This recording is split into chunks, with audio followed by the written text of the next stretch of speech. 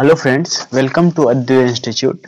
तो आज हम लोग बिहार बोर्ड क्लास 12 का जो फाइनल एग्जाम है उसके लिए इलेक्ट्रोस्टैटिक चैप्टर के 30 और 34 क्वेश्चन को लेके आए हैं, जो आपके एग्जाम के लिए बहुत ही इम्पोर्टेंट है और ये पिछले साल भी पूछा हुआ क्वेश्चन है इसमें। ठीक है, तो ध्यान से देखेंगे। The force between the electrons separated by a distance r varies. तो क्या बोलता है, टू इलेक्ट्रॉन क्या है, दोनों के फोर्स। तो एक्चुअल में ये फोर्स का फॉर्मूला होगा k q1 q2 by r square, coulomb force. तो ये किसके प्रोपोर्शनल है, F is directly proportional to 1 by r square, और r ऊपर जाएगा तो -2 हो जाएगा, तो इसका आंसर बन जाएगा D।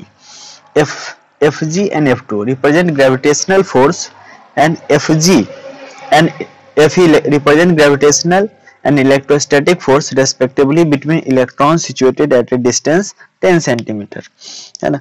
अब दो इलेक्ट्रॉन है, दोनों के बीच जो इलेक्ट्रोस्टैटिक फोर्स लगेगा वो k q1 q2 by r square, और जो ग्रेविटेशनल फोर्स लगेगा Fg वो लगाएंगे g m1 m2 by r square. तो अगर ये आप सॉल्व कीजिएगा, F equal to k q1 q2 by r square, और इलेक्ट्रॉन का चार्ज पता है और डिस्टेंस दिया हुआ है, यहाँ इलेक्ट्रॉन का मास भी आपको पता होता है, तो आप ये सॉल्व कीजिएगा तो ये आता है, याद रखिएगा। और soap bubble is given a negative charge then its radius. Soap bubble को अगर नेगेटिव चार्ज दीजिएगा तो उसका रेडियस इंक्रीज करता है, ये प्रीवियस ईयर का क्वेश्चन है। Two conducting sphere of radius r1 r2 are same potential, the ratio of their charges. देखिए पोटेंशियल का फॉर्मूला होता है v equal to k q by r. तो दोनों कंडीशन में बोला है कि पोटेंशियल सेम है, देयर चार्ज का रेशियो बताना है। तो अगर पहले की बात करें, v1 equal to k q one by r one और v2 equal to k q two by r two, लेकिन क्वेश्चन ये बोला है कि v1 और v2 इक्वल है, मतलब k q one by r one equal है k q two by r two. अब के तो कांस्टेंट खत्म हो जाएगा, हमको चाहिए चार्ज का ratio, ratio of their charges. तो Q1 बाई Q2 क्या हो जाएगा, R1 by R2। Q1 by Q2 क्या हो जाएगा, R1 by R2। Conducting sphere radius दिया हुआ है, radii, ratio of there potentials, है ना, कि रेडियस R1 और R2 है तो देयर पोटेंशियल का रेशियो पूछा है। ठीक है, तो पोटेंशियल का रेशियो कैसे निकालिएगा, क्या हो जाएगा, यहां से रेडियस दिया हुआ है, इक्वली चार्ज इक्वल है। देखिए अभी v इक्वल टू क्या लिखे थे, के q1 v1 इक्वल टू के q1 बाई r1, यहाँ से q1 जो है वो हो जाएगा v1 r1 बाई k, है ना, और q2 जो हो जाएगा वो हो जाएगा v2 r2 बाई k। ठीक है, लेकिन क्वेश्चन में ये बोला है, क्वेश्चन में क्या बोला अपने को कि ये दोनों इक्वल है, Q1 और Q2 चार्ज इक्वल है। अगर चार्ज को इक्वल कीजिएगा तो यहाँ से क्या लिखिएगा, V1 R1 by K equal to V2 R2 by K, तो K से K कैंसिल हो जाएगा, है ना। तो पोटेंशियल का ratio of their potential V1 by V2 क्या आ जाएगा, R2 बाई R1, है ना। फॉर्मूला याद रखना है, पोटेंशियल का फॉर्मूला होता है KQ बाई R। अब जो चीज बराबर बोल रहा है उसको बराबर कर दीजिए दोनों कंडीशन में और निकाल दीजिए, तो इसका आंसर हो जाएगा R2 by R1। 6th number question. Two conducting sphere of radius R1 and R2 have same electric field near the surface. The ratio of their potential, है ना, सेम इलेक्ट्रिक फील्ड है। तो E इक्वल टू क्या होता है, V equal to E dot d होता है ना, V equal to E dot d होता है ना। तो E इक्वल टू क्या हो जाएगा, V बाई डी, है ना, और बोला है सेम इक्वल टू, तो V1 by D1 ratio of their potential V1 by D1 equal to V2 by D2, तो D2 बाई D1 यानी R2 बाई R1 हो जाएगा, है ना। छठा का C हो जाएगा R1 बाई R2। देखिए V1 बाई V2, ये D1 ऊपर जाएगा बाई D2, यानी जो डिस्टेंस है यानी R1 बाई R2, सही है। Two conducting sphere of radius इतना एंड इतना have equal surface charge density, ratio of their charges, ratio of their charge. Surface charge density क्या होता है, sigma equal to surface charge density sigma, charge per unit area. हमको बोला है ratio of their charges, अगर Q निकालिएगा तो sigma by a, sigma into a, और बोला है क्या कि चार्ज डेंसिटी इक्वल है, यानी जितना सिग्मा 1 है उतना ही सिग्मा 2 है, यानी हम लिखेंगे Q by A1 equal to Q2 by A2, है ना। तो Q1/Q2 हो जाएगा A1/A2, A1/A2, और A1/A2 रेडियस की बात करें तो रेडियस क्या लिखेगा, कंडक्टिंग स्फीयर है ना, तो इसका जो सरफेस हो जाएगा 4/3 तो यह 4πr1² सब क्वेश्चन आसान होता है, थोड़ा सा दिमाग लगा लीजिएगा बस।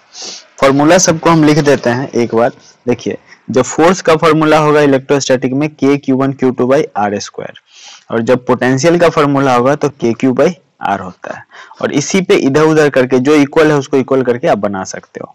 और जब फील्ड का फॉर्मूला होगा तो ये होता है KQ/r² हो जाता है। याद रखिएगा तीनों। An electron of mass m and charge q is accelerated through a potential difference E। तो यहाँ पे याद रखिएगा कि काइनेटिक एनर्जी हाफ mv² जो होगा वो E इंटू वी के बराबर होता है ना। जब पोटेंशियल दिया होगा तो kinetic energy E into v के इक्वल होगा, तो V निकालना है तो ये हो जाएगा 2ev/m, ये v² है इसलिए रूट आ जाएगा। Option number A. ये भी क्वेश्चन पूछा हुआ है आपके बोर्ड एग्जाम में। आइए question number 9, work done a carrying a charge q once round a circle.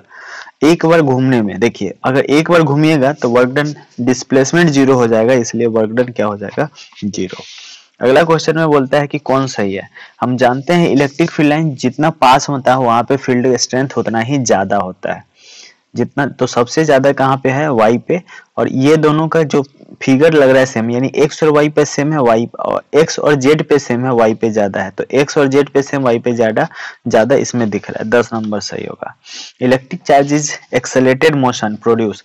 अगर चार्ज एक्सेलरेट करता है तो इलेक्ट्रिक फील्ड, मैग्नेटिक फील्ड और इलेक्ट्रोमैग्नेटिक रेडिएशन तीनों हो जाएगा। लेकिन चार्ज अगर रेस्ट में रहेगा तो इलेक्ट्रिक फील्ड, चार्ज अगर यूनिफॉर्म मोशन में मूव कर रहेगा तो इलेक्ट्रिक और मैग्नेटिक, और चार्ज अगर एक्सेलरेट करता हुआ रहेगा तो इलेक्ट्रिक, मैग्नेटिक और इलेक्ट्रोमैग्नेटिक रेडिएशन तीनों होता है।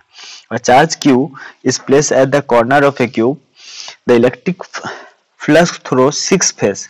तो देखिए अगर क्यूब के एक कॉर्नर पे है ना, यहाँ पे, तो ऐसा देखिए ऊपर में 4 बनेगा, 1 2 इसके इस साइड में और इसके इस साइड में 4 गो ऊपर, उसी तरह 4 गो नीचे हो जाएगा, है ना। तो फिगर तो हम 3D नहीं दिखा सकते यहाँ पे, इसमें ऐसा सुनो 1 2 3 4 और 4 गो उस साइड से 8 हो जाएगा, तो टोटल ये ढक जाएगा, तो σ/8 एप्सिलॉन हो जाएगा, मतलब 1/8 पार्ट उसका निकलेगा। ठीक है। The total flux living A spherical surface of radius 1 centimetre surrounding an electric dipole. अब देखिए अगर स्फेरिकल सरफेस ऑफ रेडियस 1 और इसमें 2 गो डाइपोल है, एक डाइपोल है तो एक प्लस चार्ज एक माइनस का चार्ज, तो जितना इसमें से निकलेगा उतना इन करेगा, तो टोटल कारण डाइपोल के कारण जो इलेक्ट्रिक फ्लक्स हो जाएगा वो 0 हो जाएगा। डाइलेक्ट्रिक कांस्टेंट ऑफ के ऑफ इंसुलेटर, इंसुलेटर का क्या हो सकता है 5 हो सकता है ना। और dielectric constant for an insulator can not be infinity नहीं हो सकता। इंसुलेटर के केस में कुछ ना कुछ होगा, कंडक्टर के केस में इन्फिनिटी हो जाएगा, है ना। कंडक्टर के केस में आपका इन्फिनिटी हो सकता है, बट इंसुलेटर के केस में इन्फिनिटी नहीं होगा, कुछ ना कुछ उसका वैल्यू होगा, लेकिन वो 1 से ज्यादा होगा। कंडक्टर के केस में इन्फिनिटी हो सकता है। कंडक्टर के पूछता तो कंडक्टर का डाइलेक्ट्रिक कांस्टेंट का वैल्यू क्या होता है, इनफाइनाइट, याद रखिएगा। What is the angle between electric dipole moment and electric field. देखिए जो डाइपोल मोमेंट होता है ना उसका होता है माइनस से प्लस की तरफ, और जो फील्ड होता है उसका होता है प्लस से माइनस की तरफ, उल्टा, तो दोनों के बीच में 180 डिग्री का एंगल बनता है। The ratio of electric field on the axis of equator and axis on the axis and the equator, तो एक्सिस पे होता है 2 kp/r³ और इक्वेटोरियल पॉइंट पे होता है kp/r³। अगर इन दोनों का रेशियो देखिएगा तो 2:1 होता है, याद रखिएगा, एक्सिस पे और इक्वेटोरियल पॉइंट पर। Potential at A point x distance from the centre inside a conducting sphere of radius r is charge. तो पोटेंशियल की बात पूछ रहा है ना। तो पोटेंशियल जो है कितना हो जाएगा इसका आंसर कि Q/r, है ना। Electric potential at A distance x, potential at a point x distance from the center inside a conducting sphere of radius r, तो Q/r हो जाएगा, है ना। Q/r होता है तो Q/r हो जाएगा। चलिए अगला देखते हैं 19 number. There are 10 unit of charge at the center of a circle of radius 1. The work done in moving 1 unit of charge once around the circle. तो एक बार घुमाना है ना, 1 यूनिट को घुमाइएगा एक बार, तो इसके कारण भी अगर एक राउंड ट्रिप करता है तो जो डिस्प्लेसमेंट हो जाएगा वो जीरो हो जाएगा, इसलिए वर्क डन जीरो हो जाएगा। If an electron is brought towards another electron, the electric potential energy, तो क्या होगा, k q1 q2 by r, है ना, पास में ला रहे हो, r घट रहा है तो पोटेंशियल एनर्जी इंक्रीज कर जाएगा, है ना।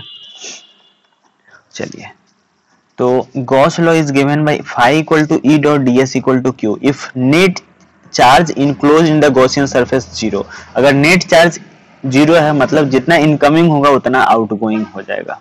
Incoming and outgoing electric lines or field lines are equal हो गया। The electric flux entering and leaving an enclosed surface is phi 1 phi 2. The electric charge inside, है ना, चार्ज इनसाइड में क्या होगा, तो phi इक्वल टू होता है q by epsilon नॉट, है ना। तो हमको चार्ज पूछा है, चार्ज हो जाएगा phi into epsilon नॉट, तो लिविंग हो रहा है phi 2 और इनसाइड मतलब टोटल हो जाएगा phi 2 minus phi 1 into e। यहाँ पे electric flux varies according to phi, ये दिया हुआ है। ये क्वेश्चन आपके बोर्ड में आ चुका है। जब भी पूछेगा phi दिया हो, फ्लक्स दिया हो, इलेक्ट्रिक फ्लक्स वेरीज दिया हुआ है, फाइंड ईएमएफ, तो ईएमएफ ई जो होगा वो होता है d phi by d t, याद रखिएगा। इसको एक बार डिफरेंशिएट कीजिएगा तो 3t स्क्वायर का 2t प्लस 4 हो जाएगा, और कितने पर पूछा है, 2 सेकेंड पर, वैल्यू रख दीजिए, ये हो जाएगा 6t, तो t के जगह पे 2 रखिए, 6 दूना 12 4 16 वोल्ट इसका आंसर हो जाएगा। ये क्वेश्चन पूछा हुआ है। A proton is about इतना times heavier than electron, then the accelerated by a potential difference 1 kilovolt. Kinetic energy क्या होता है, काइनेटिक एनर्जी Q इंटू भी होता है, यहाँ पे इलेक्ट्रॉन है तो E इंटू भी हो जाएगा, तो भी कितना 1 किलोवोल्ट, तो 1 किलोवोल्ट, क्योंकि मास पे डिपेंड नहीं करता है, याद रखिएगा। Which of the following is not the property of equipotential surface, जो equipotential surface होता है, they do not cross each other, ये सही है। They concentric sphere for uniform electric field. Rate of change of potential with distance on them is zero. They can be imaginary sphere, ये सही है, तो इसका ऑप्शन नंबर बी हो जाएगा गलत। 24 rate of change of potential, ये गलत होगा। Rate of change of potential with distance of them is zero. Concentric sphere of uniform electric field कह सकते हो। 24 का सी था। The physical quantity in electrostatics analogous to temperature, ये होता है पोटेंशियल, ठीक है। Which of the following is not a unit of charge? Farad तो होता है, फ्रैंकलिन भी चार्ज का यूनिट है, कूलम भी है, एम्पियर पर सेकेंड, है ना। I equal to Q by t, है ना, ये नहीं होगा। बाकी सब, फ्रैंकलिन भी यूनिट है चार्ज का, कूलम भी है और फैराडे भी है, याद रखिएगा, ये पूछा हुआ क्वेश्चन है। The surface charge density of earth is, तो सरफेस चार्ज डेंसिटी जो होता है ना वो sigma equal to Q by A होता है, तो 7 माइक्रोफेराड के आसपास इसका होता है चार्ज अर्थ स्फेरिकल का। तो आप यहाँ से जब इसको सॉल्व कीजिएगा तो उतना कैलकुलेट ना करके याद ही रखिए, अच्छा रहेगा, है ना। 28 का आंसर हो जाएगा C number. The total electric flux emanating from a closed surface enclosing a alpha particle, तो phi इक्वल टू क्या होता है, q by epsilon नॉट, है ना, q enclose by epsilon not, तो अल्फा पार्टिकल में क्या वो चार्ज होता है, 2 को, तो 2e by epsilon नॉट हो जाएगा।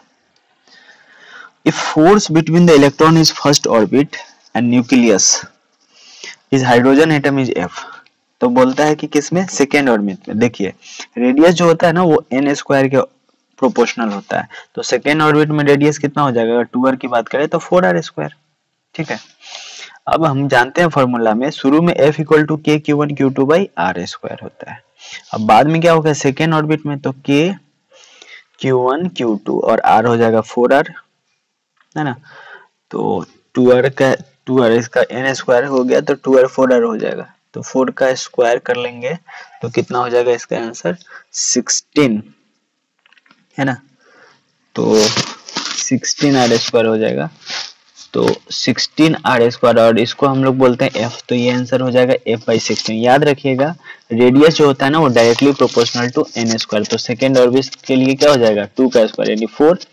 अब यहाँ पे जो k3/r² है फॉर्मूला, वहाँ पे 4 रखेंगे तो 4 का स्क्वायर क्या हो जाएगा 16 हो जाएगा, तो 1/f/16 हो जाएगा।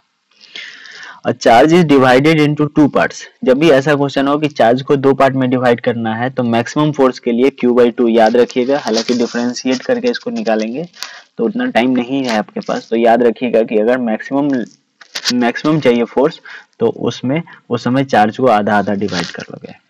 अब force between two charge situated in air is f। अभी क्या है एयर में f है, ये q1 q2/r² f है। अब क्या बोलता है if safe distance of half and they are situated in medium having dielectric constant. अच्छा एक बात और याद, अगर डायलेक्ट्रिक कांस्टेंट में डालने पर फोर्स जो है पहले फोर्स का 1/k टाइम्स हो जाता है, और k क्या है यहाँ पे डायलेक्ट्रिक कांस्टेंट है। अगर मान लो मीडियम का डायलेक्ट्रिक कांस्टेंट 4 है तो फोर्स हो जाता है f/4, लेकिन यहाँ पे क्या किया है कि डिस्टेंस को आधा कर दिया है। अगर डिस्टेंस को आधा कीजिएगा तो k q1 q2 और ये हो गया r/2 का स्क्वायर, ठीक है। और यहाँ जो फोर्स है वो अब हो जाएगा f', यहाँ पे ये जो 1/k है यानी एक 4 और आ जाएगा। अब जब इसको सॉल्व कीजिएगा तो ये हो जाएगा k q1 q2 4 into r²/4, 4 से 4 कट जाएगा, ये पहले इतना ही रहेगा, मतलब कोई चेंजिंग नहीं होगा, है ना, कोई चेंजिंग नहीं होगा। The value of permittivity of free space ये होता है 8.85 into 10 पावर